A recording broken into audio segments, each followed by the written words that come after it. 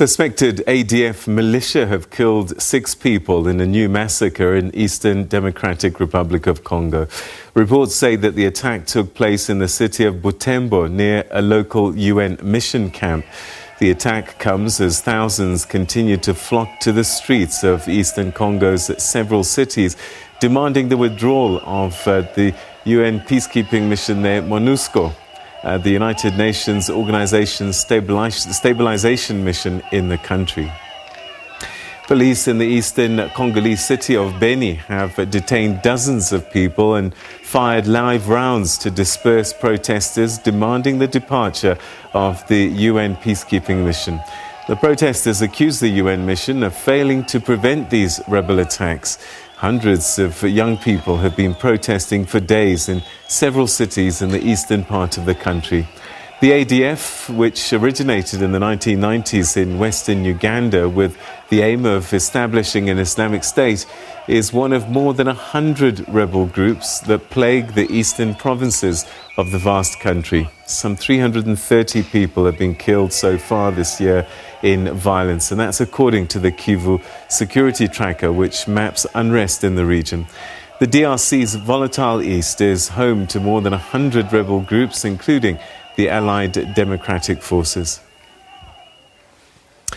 Aime Zonveni is the Kinshasa Times Editor, and he joins us now via Skype from Lubumbashi.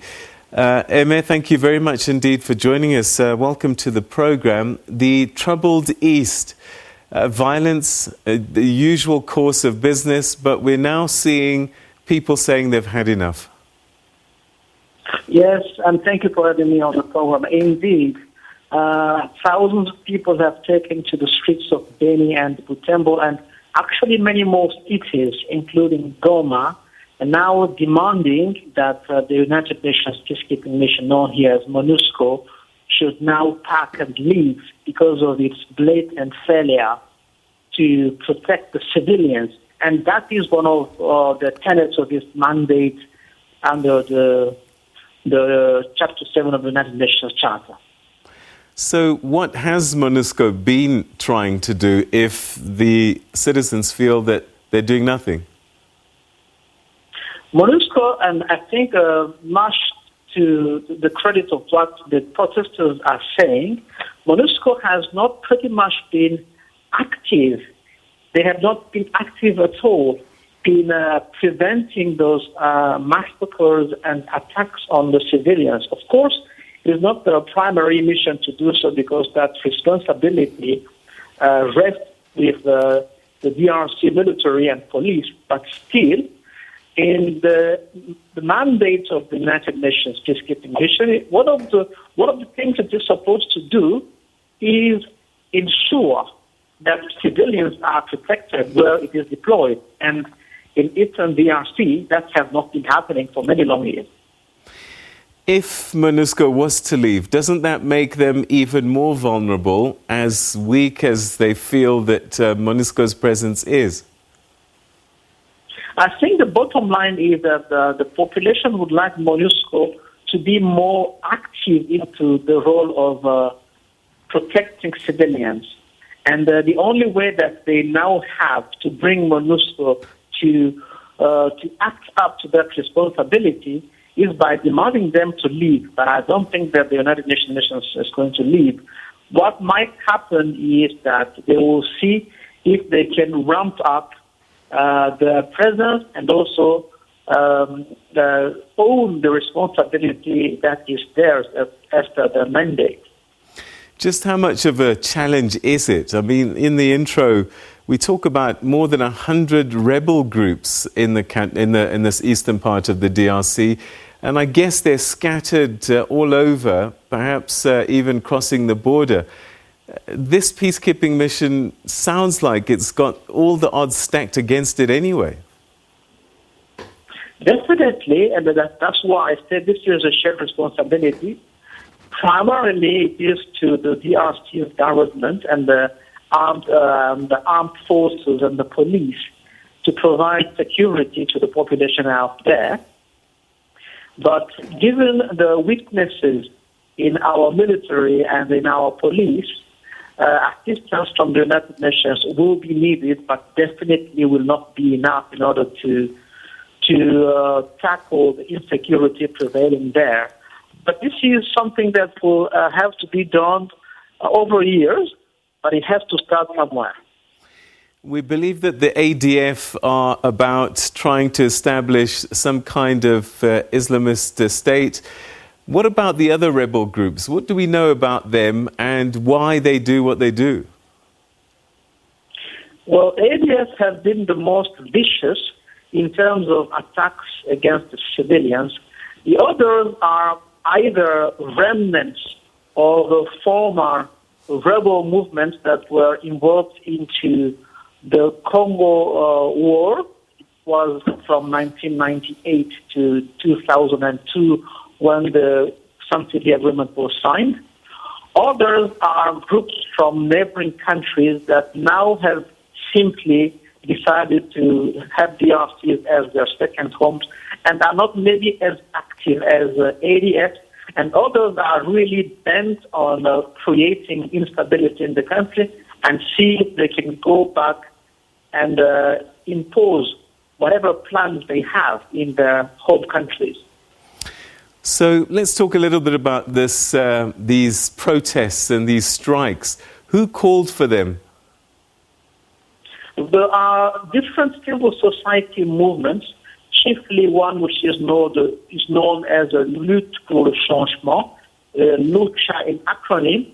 There's another one known as Veranda Muchanga. These are the two leading civil society movements that have been vocal in demanding that MONUSCO should leave.